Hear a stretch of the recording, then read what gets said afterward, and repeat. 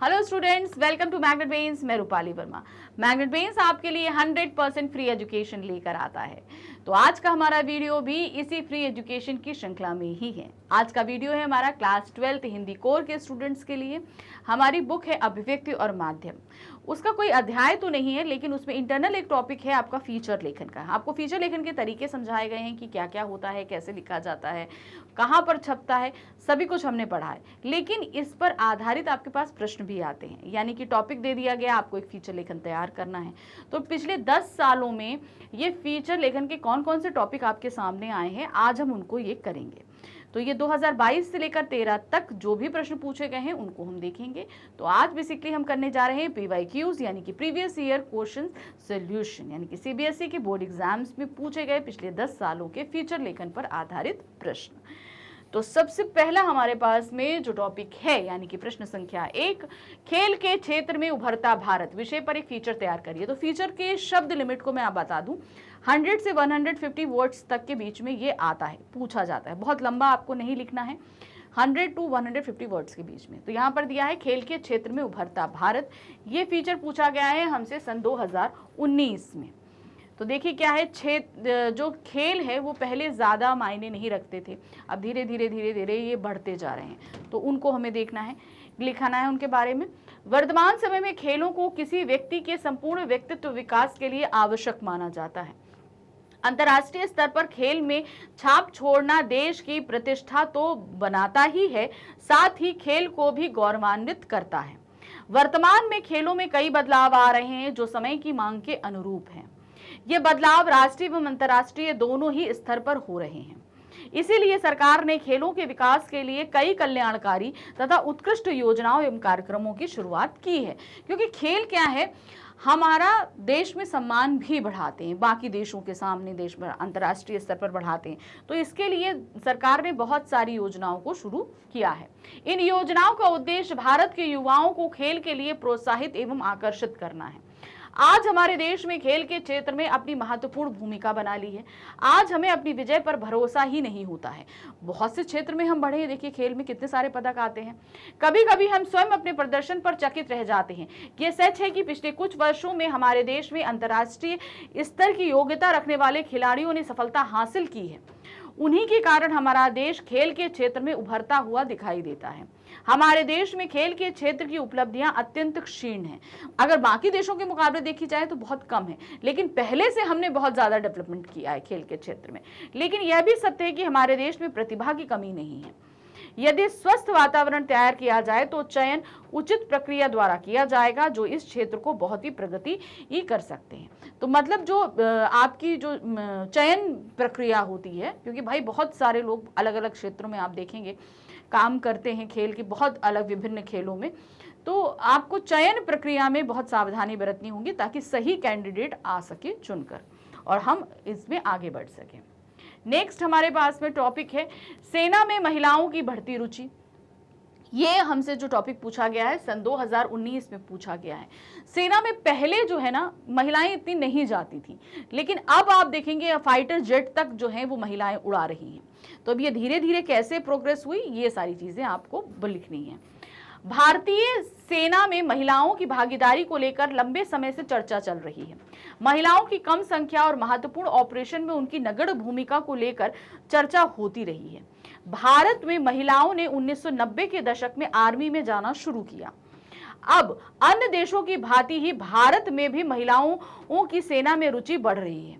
वर्तमान समय में महिलाएं अधिक संख्या में सेना में भर्ती हो रही हैं। बहुत ज्यादा अब पहले से बढ़ रहा है ये चीज। आज हमारे सारा देश नारी शक्ति को नव योद्धाओं के रूप में देखकर आह्लादित हो रहा है।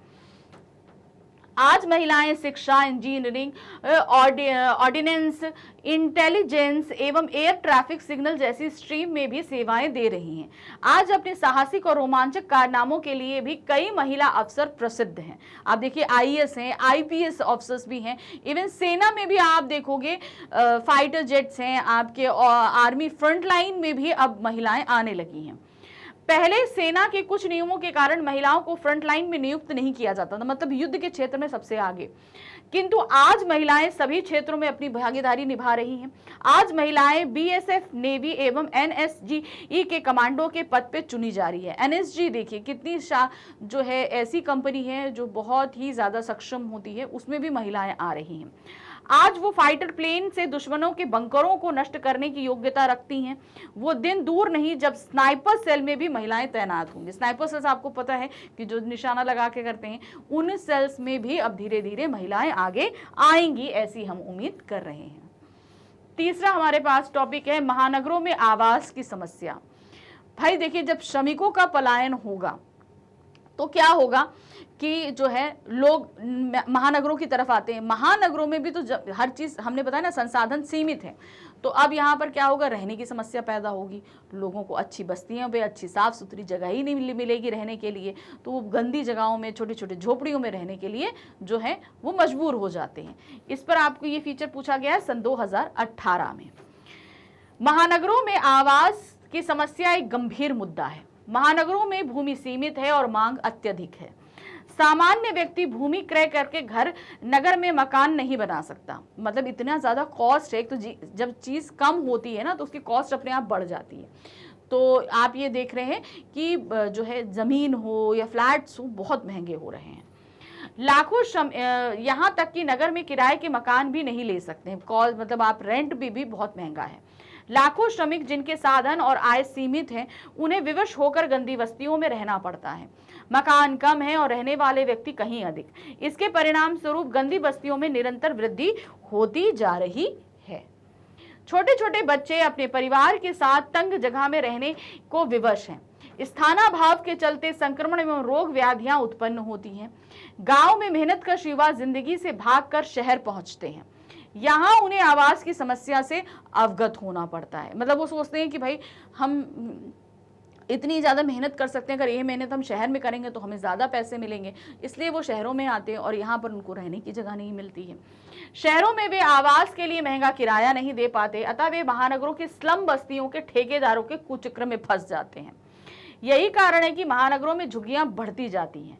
आवास की समस्या का एक परिणाम यह हुआ है कि कार्य करने की जगह और निवास स्थान की दूरी बढ़ती जा रही है। मतलब अब मान लीजिए आप काम इसको यहाँ, आपका ऑफिस यहाँ है और आपका जो है क्या कहते हैं घर जो है यहाँ से 40-50 किलोमीटर दूर है, तो इतना डिस्टेंस आपको भी करना पड़ता है, क्योंकि ऑफिस के आसपास कहीं आपके पास जगह ही नहीं है आपकी कहाँ रहो, क्योंकि वो जगह है भी तो बहुत महंगी है, तो कैसे आप ले सकते हो। दिल्ली में कार्यस्थल पर पहुंचने के लिए औसतन 45 किलोमीटर से 50 किलोमीटर की दूरी तय करनी पड़ती है, क्योंकि आसपास जगह ही नहीं है, कहाँ रहे, तो इतनी लंबी दूरी लोगों को डेली अपने ऑफिस में पहुंचने के लिए तय करनी पड़ती है। इस प्रकार कुछ लोगों को 4 से 6 घंटे सफर में तय करने पड़ते हैं। अपना घर बनाने का सपना आम लोगों की पहुंच से बाहर होता जा रहा है। इस प्रकार देखा जा सकता है कि महानगरों में आवास की समस्या अपने उफान पर है। देश में सरकार द्वारा कोई ऐसी नीति का गठन अनिवार्य है जिससे इस समस्या पर काबू पाया जा सके, अन्यथा महानगरों की स्थिति नर्क के समान हो जाएगी। तो इस समस्या पर अगर नहीं पाया गया तो महानगरों में अगर इस तरीके से मुश्किलें होती रहीं तो आगे बहुत ज्यादा दिक्कत होगी। नेक्स्ट टॉपिक है हमारे पास में, वन रहेंगे हम रहेंगे। अगर ये जंगल प्राकृतिक वातावरण रहेगा तो हमारा अस्तित्व रहेगा, नहीं तो हम नहीं रहेंगे। इस पर आपको एक फीचर तैयार करना है। ये प्रश्न हमसे 2017 में पूछा गया है। देखिए क्या है, मनुष्य और प्रकृति में गहरा संबंध है। मानव अपनी सभी आवश्यकताओं की पूर्ति के लिए पूर्णतः प्रकृति पर निर्भर है। जाहिर से देखिए, खाना पीना रहना सभी कुछ जो है हमें प्रकृति से ही मिल पा रहा है। वन संपदा भी प्रकृति की एक अद्भुत और अत्यंत उपयोगी देन है। वन तथा पेड़ पौधे पर्यावरण में कार्बन डाइऑक्साइड सोख कर उसे प्राणदायिनी ऑक्सीजन में बदलते हैं। वृक्षों का प्रत्येक अंग, फल, फूल, पत्तियां, छाल, यहाँ तक कि जड़ भी उपयोगी हैं। इनसे हमें स्वादिष्ट फलों के साथ साथ जीवन रक्षक औषधियां भी मिलती हैं। वन बादलों को रोककर वर्षा कराने में सहायक है। हवा हो, पानी हो, खाना हो, सभी कुछ हमें कहां से मिल रहा है? इन वनों से ही प्राप्त हो रहा है। वन पर्यावरण को शुद्ध करते हैं।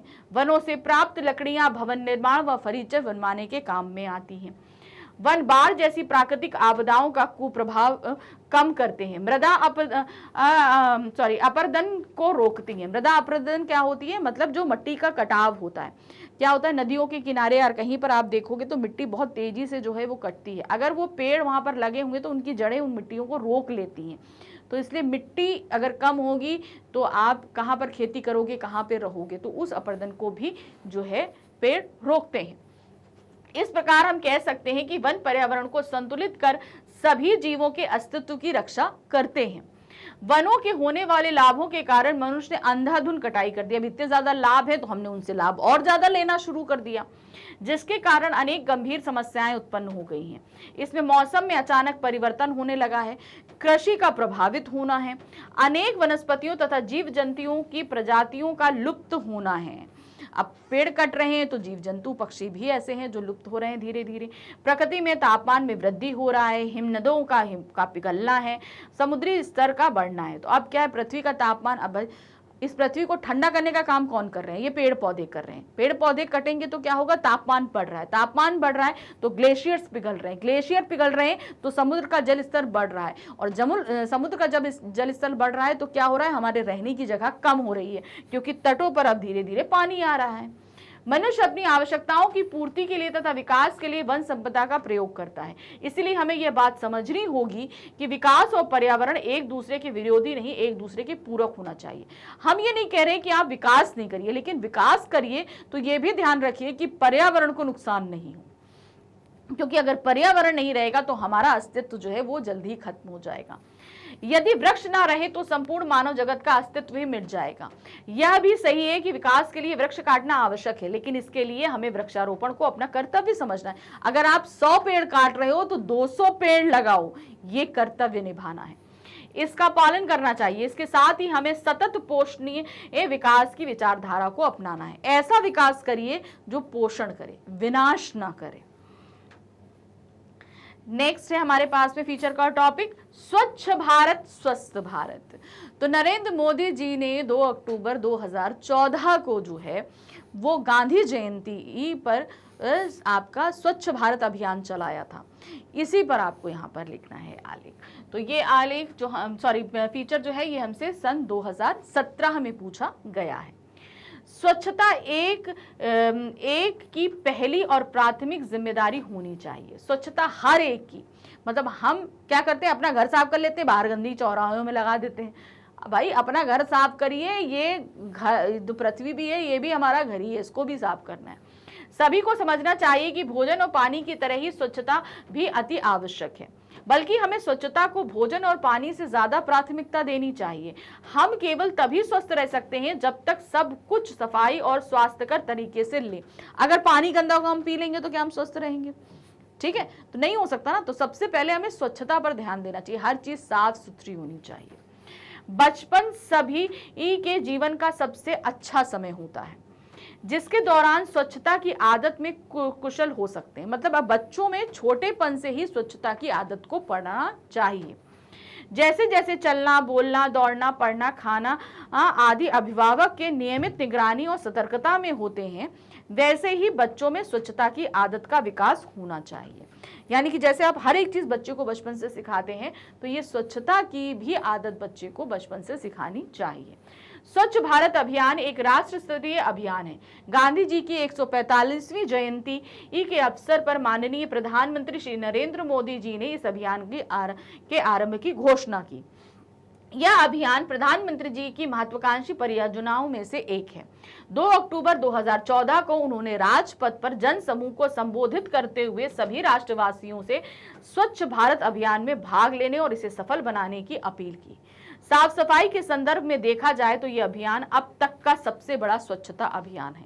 मतलब भारत में क्या होता था, लोग शौच भी बाहर जाते थे, तो ये अभियान के तहत बहुत से और भी अभियान चलाए गए, जैसे शौचालयों का निर्माण करना, कूड़ेदानों का निर्माण करना, जो पदार्थ निकलते हैं इनका सही से निस्तारण करना, बहुत सी ऐसे जो है नियम इसके अंदर चलाए गए ताकि जो कूड़ा निकल रहा है वो भी सही तरीके से डिस्पोज ऑफ किया जा सके। आज पूरी दुनिया में भारत की छवि एक अस्वच्छ देश की है। जब जब भारत की अर्थव्यवस्था, तरक्की, ताकत और प्रतिभा की बात होती है, तब इस बात की चर्चा होती है कि भारत एक अस्वच्छ देश है। पिछले ही वर्ष हमारे पड़ोसी देश चीन के कई ब्लॉगरों पर गंगा में तैरती लाशों और भारतीय सड़कों पर पड़े कूड़े के ढेरों वाली तस्वीरें छाई रही। अतः कहा यही जा सकता है कि वर्तमान समय में स्वच्छता हमारे लिए एक बड़ी आवश्यकता है। यह समय भारतवर्ष के लिए बदलाव का समय है। बदलाव के इस दौर में यदि हम स्वच्छता के क्षेत्र में पीछे रह गए तो आर्थिक उन्नति का कोई महत्व नहीं है। हम आर्थिक रूप से संपन्न होते जाएंगे, लेकिन उसका खर्चा कहाँ होगा? हमारे स्वास्थ्य पे होगा। जब स्वच्छता नहीं रहेगी तो स्वास्थ्य भी नहीं रहेगा, और वो जो हम पैसा इतना कमा रहे हैं आर्थिक रूप से, वो कहाँ खर्च होगा? हमारे स्वास्थ्य पे। ऐसी ऐसी बीमारियां पैदा हो जाएंगी जिसका कोई आपका कहते हैं आप पता ही नहीं है कि भाई इसका इलाज कैसे होगा। ठीक है ना। हमारे प्रधानमंत्री ने 25 सितंबर 2014 को मेक इन इंडिया अभियान का शुभारंभ किया, जिसका लक्ष्य भारत के मैन्युफैक्चरिंग यानी उत्पादन के क्षेत्र में प्रथम बनाना है। इस अभियान में आर्थिक गति तो अवश्य मिली, लेकिन इसके साथ ही हमें प्रदूषण के रूप में एक बड़ी चुनौती मिलने लगी। भाई मैन्युफैक्चर के लिए क्या हुआ? फैक्ट्री निर्माण हुआ, लेकिन उससे क्या हुआ? बहुत ज्यादा प्रदूषण बढ़ने लगा। अतः हमें अपने दैनिक जीवन में तो सफाई को एक लक्ष्य की तरह शामिल करने की जरूरत है ही, हमें इसे एक बड़े स्तर पर भी देखने की जरूरत है, ताकि हमारा पर्यावरण भी स्वच्छ रहे। इसीलिए हमें जीवन में स्वच्छता के महत्व और जरूरत के बारे में जागरूक होना बेहद आवश्यक है। हजारों जीवन को बचाने और उन्हें स्वस्थ जीवन देने के लिए हम सभी को मिलकर स्वच्छता की ओर कदम बढ़ाने की जरूरत है। हमारे प्रधानमंत्री नरेंद्र मोदी ने एक अभियान चलाया जिसे स्वच्छ भारत कहा गया। भारतीय नागरिक के रूप में हम सभी को इस अभियान के उद्देश्य और लक्ष्य को पूरा करने में सक्रिय रूप में भाग लेना चाहिए। हम ये नहीं देखें कि एक व्यक्ति ने अभियान चलाया, ये अभियान कितना जरूरी है इसको हमें समझना है, और हर एक व्यक्ति को इस अभियान का हिस्सा बनना ही बनना है, तभी ये सफल हो सकता है। नेक्स्ट हमारे पास में टॉपिक है चुनाव प्रचार का एक दिन। अब भाई चुनाव तो होते हैं, लोकतंत्र के लिए चुनाव बहुत जरूरी है। अगर चुनाव नहीं होगा तो लोकतंत्र नहीं रहेगा। अब ये चुनाव प्रचार में क्या क्या होता है ये आपको बताना है। ठीक है, तो ये प्रश्न हमसे जो पूछा गया है ये सन 2016 और 14 में पूछा गया है। चुनाव लोकतांत्रिक प्रणाली में एक महत्वपूर्ण भूमिका निभाते हैं। चुनाव प्रक्रिया के माध्यम से ही जनता अपने प्रतिनिधियों का चयन करती है, जो आगे चलकर शासन प्रणाली को संभालते हैं। सभी प्रतिनिधि अपने प्रभुत्व को स्थापित करने के लिए चुनाव प्रचार को माध्यम बनाते हैं। चुनाव प्रचार मतदाताओं को प्रभावित करने में अहम भूमिका निभाता है। चुनाव प्रचार में लाउड स्पीकर, पोस्टर, पैम्पलेट्स आदि अन्य प्रकार की सामग्रियों का प्रयोग किया जाता है। चुनाव प्रचार के प्रतिनिधि जो कि भिन्न भिन्न पार्टियों के उम्मीदवार होते हैं, वह जनता के घर घर जाकर अपने लिए स्वयं वोट मांगते हैं। तो देखिए चुनाव प्रचार के लिए बहुत सारी चीज़ों की जरूरत पड़ती है। झंडे हैं, आपके लाउड स्पीकर लगते हैं, लोग अपना अनाउंसमेंट करते हैं, पैम्पलेट्स बांटते हैं, विज्ञापन देते हैं, तो बहुत सी ऐसी चीज़ें होती हैं। इवन सभी के घर घर जाके भी अपने लिए वोट मांगते हैं कि भाई हम, वो आपको बोलते हैं ना, अपना क्या कहते हैं, मैनिफेस्टो निकालते हैं कि जिसमें बताते हैं कि हमारी सरकार आएगी तो हम क्या क्या करेंगे, ऐसे जैसे कुछ वो प्रचार के हथकंडे अपनाते हैं।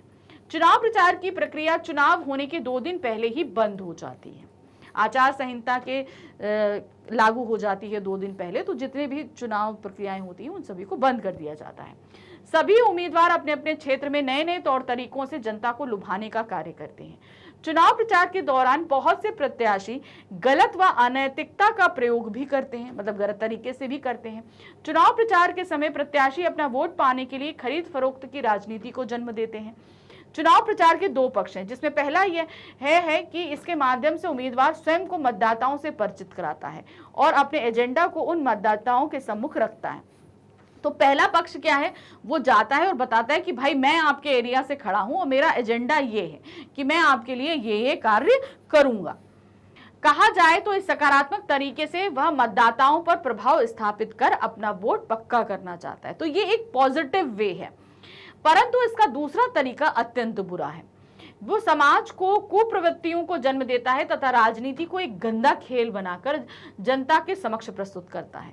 मतलब वो क्या करता है, वो लोगों को लुभावने ऑफर देने लगता है कि भाई हम इतना पैसा देंगे, आप मेरे वोट दीजिए। कभी कभी क्या होता है, वो डराने लगता है, कभी कभी गिफ्ट्स बांटता है। तो ये एक तरीका ऐसा है चुनाव प्रचार का कि जनता को लुभाने का तरीका गलत है। ये अंत में कहना चाहिए कि चुनाव प्रचार बहुत ही रोमांचकारी प्रक्रिया है। इस प्रक्रिया को सही रूप से प्रयोग लाया जाए तो हम सही प्रत्याशी को चुनकर देश के भविष्य को सुनिश्चित कर सकते हैं। तो किसी में लालच में पड़कर आप मत आइए, आपको करना क्या है, सही प्रत्याशी को चुनिए और वोट दीजिए, क्योंकि वही हमारे लिए सरकार चलाएगा। अगर वो सही व्यक्ति है तो जाहिर सी बात है कि वो सही रास्ते पर ही चलेगा और अच्छा काम ही करेगा।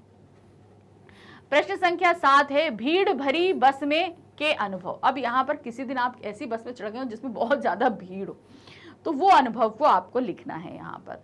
अगर नहीं भी है तो उसको आप इमेजिन करके लिख सकते हो। तो ये प्रश्न हमसे पूछा गया है सन 2016 में। तो देखिए क्या है, देश की राजधानी दिल्ली में जनसंख्या में इस कदर वृद्धि हो रही है कि आने वाले वर्षों में लोगों के ऊपर लोग चल के जाएंगे। लिटरली ऐसा नहीं होगा, कहने की बात है कि इतनी भीड़ है कि कहीं पे भी आप जाइए आपको कहीं शांति नहीं मिलती, इतना भीड़ मिलती है। हाँ, यह सत्य है और इसका प्रत्यक्ष उदाहरण प्रतिदिन दिल्ली की बसों में देखने को मिलता है। बस किसी स्टैंड पर आती है और सवारी पीछे के दरवाजे से चढ़ती है। भाई किसी भी बस में पीछे के दरवाजे से चढ़ना होता है। वह धक्के खा खाकर पीछे के दरवाजे से कब आगे ड्राइवर के पास तक पहुंचती है यह स्वयं सवारी को ही नहीं पता चलता। आप चुपचाप खड़े हो जाओ खाली, ठीक है, भीड़ में है, बस आ रही है, बस के दरवाजे पे आप पहुंच जाओ बस। अब आप कब अंदर पहुंच जाओगे, अंदर से पहुंच के कब धीरे धीरे आगे करते ड्राइवर के पास पहुंच जाओगे, आपको नहीं पता चलेगा। बस में इतनी भीड़ होती है, इतना धक्का दिया जाता है। भीड़ में कुछ लोग बहुत परेशानी महसूस करते हैं तो कुछ ऐसे लोग भी होते हैं जो जेब कतरे चोरी आदि करते हैं। भाई उनकी तो वाहवाही हो जाती है, इतनी भीड़ में कब उसके किसी के जेब से पर्स निकाल लो, क्या बात पता चलेगी। उनके लिए भीड़ भरी बस जेब काटने और चोरी करने के अवसर को बढ़ा देती है। प्रतिदिन बसों में इस तरह की वारदातें होती रहती हैं। भीड़ भरी बस में सफर करना बहुत ही कठिन कार्य है। आगे पीछे सवारी इस तरह लटक जाती है जैसे उन्हें अपनी जान की कोई परवाह नहीं। इसमें खास तौर पर स्कूली छात्रों की संख्या अधिक होती है। भीड़ भरी बस में सबसे बड़ी समस्या टिकट लेने की आती है। बट टिकट वाला आगे खड़ा है, हमको टिकट चाहिए। अब कैसे लोगे, इतनी भीड़ है कि आप जा ही नहीं सकते हो। तो ये भी एक सबसे बड़ी समस्या होती है। जब कोई सवारी भीड़ से बचने के कारण अगले दरवाजे से बस में चढ़ती है तो उसे कंडक्टर तक पहुंचने में काफी समस्याओं का सामना करना पड़ता है। भरी भीड़ बस में महिला वर्ग के साथ बदतमीजी और अन्य प्रकार की समस्याएं भी होती हैं। तो इसमें ऐसे भी कार्य होते हैं जहां जेब काटना वगैरह होता है, चोरी होती है, तो महिलाओं के साथ भी छेड़खानी ऐसी भरी बसों में देखने को मिलती है। अतः भीड़ भरी बस का अनुभव अत्यंत बुरा रहा, परंतु भिन्न भिन्न प्रकार की समस्याओं के बावजूद भी प्रत्येक दिन इन्हीं बसों से सफर करने को मजबूर हैं, क्योंकि ये एक सस्ता साधन है लोगों के लिए सफर करने का। माना कि दिक्कतें होती हैं लेकिन उन्हें इसी में सफर करना पड़ता है। नेक्स्ट हमारे पास है 8th टॉपिक, जंक फूड की समस्या। जंक फूड, आजकल की जो नई पीढ़ी है वो जंक फूड के लिए दीवानी है, जिसमें पिज्ज़ा, बर्गर, फ्रेंच फ्राइज, इस तरह की चीज़ें आ रही हैं जो आपके हेल्थ के लिए बहुत ही नुकसानदेह है, क्योंकि इसमें ये जो है पोषण ना के बराबर रहता है और दूसरा प्रिजर्वेटिव्स बहुत सारे पड़ते हैं। तो इस पे ही आपको एक फीचर तैयार करना है। ये हमसे पूछा गया है सन 2015 में। तो देखिए क्या, आधुनिक रहन सहन और दौड़ धूप से भरी जिंदगी ने मनुष्य के जीवन में कई परिवर्तन किए हैं। आज लोगों के पास समय का अभाव है। इस व्यस्त जिंदगी में सब कुछ फास्ट हो गया है और इसी जल्दबाजी ने मनुष्य को भोजन की एक नई शैली के जाल में फंसा दिया है, जिसे फास्ट फूड या जंक फूड कहते हैं। जंक फूड के प्रति बच्चों के लगाव ने उनकी स्वास्थ्य संबंधी समस्याओं को एक चुनौती के रूप में लाकर देश के सामने खड़ा कर दिया है। देश में चिकित्सक, शिक्षाविद, अभिभावक सभी चिंतित हैं, क्योंकि जंक फूड के सेवन से बच्चे उन बीमारियों के शिकार हो रहे हैं जो अधिक उम्र के लोगों को हुआ करती थी, जैसे शुगर है, ब्लड प्रेशर है, जो बहुत एजेड लोगों को होती थी, अब वो बच्चों को होने लगी है। जंक फूड बच्चों के शारीरिक और मानसिक विकास को बुरी तरह से प्रभावित करता है, जिसके कारण उन्हें भविष्य में कई तरह की परेशानियां उठानी पड़ती हैं। जंक फूड के अंतर्गत आलू के chips, snacks, instant noodle, carbohydrate पेय पदार्थ, burger, pizza, momos, fried chicken आदि खाद्य पदार्थ शामिल किए जाते हैं। तो ये सभी जंक फूड के अंदर आते हैं। लगभग सभी प्रकार के जंक फूड में कैलोरीज की मात्रा बहुत अधिक होती है, जिससे अति पोषण की समस्या होती है। अब क्या होता है, आपके शरीर को जो है पोषण बैलेंस वे में चाहिए। बहुत ज्यादा देंगे तो भी मुश्किल है, कम देंगे तो भी मुश्किल है। लेकिन जब ज्यादा देते हैं तो क्या है, मोटापा जैसी ये सारी, मोटापा हुआ तो बहुत सारी अन्य बीमारियां भी आ जाती हैं। अधिक कैलोरी के साथ जंक फूड में नमक, ट्रांस फैट, चीनी यानी कि परिरक्षण यानी प्रिजर्वेटिव, वनस्पति घी, सोडा, कैफीन आदि भी अधिक मात्रा में होते हैं, जबकि फाइबर बहुत कम होता है। तो ये सारी चीजें होती हैं मगर फाइबर ना के बराबर रहता है। इन सभी से मोटापे का खतरा अत्यधिक बढ़ जाता है और मधुमेह, हृदय रोग, ब्लड प्रेशर, कब्ज, सिर दर्द, पेट दर्द आदि बीमारियां बच्चों को छोटी उम्र में ही घेर लेती हैं। जंक फूड के कारण बच्चों का बुद्धि उपलब्धि स्तर यानी कि IQ कमजोर होने लगता है, जिसका परिणाम मानसिक विकलांगता के रूप में सामने आ सकता है। इस प्रकार हम कह सकते हैं कि जंक फूड का प्रयोग बच्चों के सुनहरे भविष्य में बहुत बड़ी रुकावट है। तो अगर आप लोग इतना सब कुछ खाते हैं जंक फूड तो अभी रोक दीजिए, बहुत नुकसानदेह है। वंस इन अ वाइल आप लोग खा सकते हैं 15-20 दिन में एक बार, लेकिन ज्यादा नहीं खाना चाहिए। नेक्स्ट है प्रश्न संख्या 9 पर हमारे पास टॉपिक है भोजन पर सबका अधिकार। इस पर आपको एक फीचर तैयार करना है। ये हमसे पूछा गया है सन 2014 में। क्या है देखिए, भारत विकसित देश के रूप में विश्व के अग्रणी क्षेत्रों की श्रेणी में शामिल होने की ये अपेक्षा कर रहा है, आगे बढ़ रहा है धीरे धीरे। इसके लिए वह अत्यधिक प्रयत्न भी कर रहा है। लेकिन क्या विश्व के अग्रणी देशों में लोगों की एक बड़ी संख्या भूखे पेट सोने के लिए विवश होती है? यानी कि हम अभी विकासशील देश हैं, विकसित देश में नहीं आए, और अगर हम विकसित देश में शामिल होना चाहते हैं तो यहाँ पर हमें ये तय करना होगा कि कोई भी व्यक्ति भूखा ना रहे।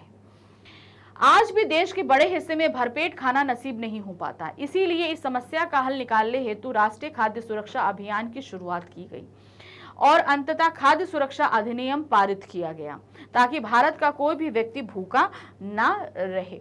सतही तौर पर देखा जाए तो भोजन पर उसी का अधिकार होना चाहिए जो उसे अर्जित कर सके, लेकिन यह तर्क निजी पूंजीवाद को बढ़ावा देने तथा मानवीय मूल्यों के में कम विश्वास करने वाले अगंभीर प्रवृत्तियों को कहा के लिए हो सकता है। तो मतलब पूंजीवादी जो होते हैं बोलते हैं कि अगर आप काम करोगे तभी आपको भोजन का अधिकार है। तो इसमें तो भाई बच्चे हैं, बुजुर्ग हैं, विकलांग हैं, जो लोग सक्षम नहीं होते काम करने के लिए, तो क्या उन्हें खाने का अधिकार नहीं है?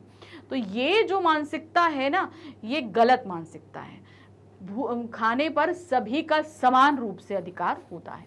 समाज एवं सामाजिकता का अर्थ क्या है? सामाजिकता का अर्थ है एक दूसरे की सहायता करना एवं कठिन समय में साथ देना। क्या समग्र देश का, समूची मानव जाति का यह कर्तव्य नहीं बनता है कि वह ऐसे लोगों के लिए भोजन की व्यवस्था करे जो इससे वंचित है? तो बहुत ऐसे लोग होते हैं जो खाना अर्न नहीं कर पाते हैं, तो ये हमारा कर्तव्य हो जाता है कि उनके लिए खाने की उपलब्धता करवाएं।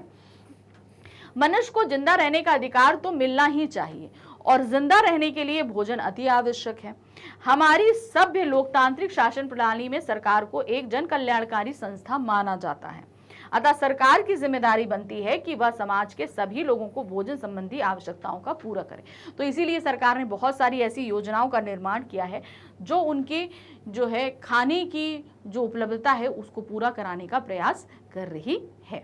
नेक्स्ट हमारे पास में टॉपिक आ रहा है फीचर लेखन का, क्या है? धनोपार्जन के मूलहीन तरीके, यानी कि धन अर्जित करने के गलत तरीके। मूलहीन तरीके मतलब कुछ गलत तरीके। इस पर आपको दिया गया है, ये हमसे टॉपिक पूछा गया है सन 2013 में। तो देखिए क्या है, संसार में धनोपार्जन यानी कि धन को पैसा अर्न करने के अनेक मूलहीन तरीके प्रचलित हैं। अपहरण करना, किसी की हत्या की सुपारी लेना, रक्त बेचना, शरीर के महत्वपूर्ण अंग किडनी आदि बेचना, ठगी करना आदि धनोपार्जन के ऐसे कुछ ही मूलहीन तरीके हैं। पैसा कमाने के ऐसे तरीके जिसमें किसी को नुकसान हो रहा है, तकलीफ हो रही है, ये तरीके गलत होते हैं। अनेक स्त्रियां गर्भवती होने का ढोंग कर लोगों से भीख मांगती हैं। कुछ लोग जागरण के नाम पर चंदा एकत्र करते हैं और लोगों को मूर्ख बनाते हैं। कई लोग जेब काटते हैं। इसके अतिरिक्त कुछ लोग दुकानों तथा मकानों में चोरी करते हैं। कुछ लोग सोने के नाम पर पीतल बेचकर या सामान्य चमकीले पत्थर को नागमणि कहकर बेचते हैं। तो ये क्या है? ठग का तरीका है, दूसरों को ठगने के तरीके हैं।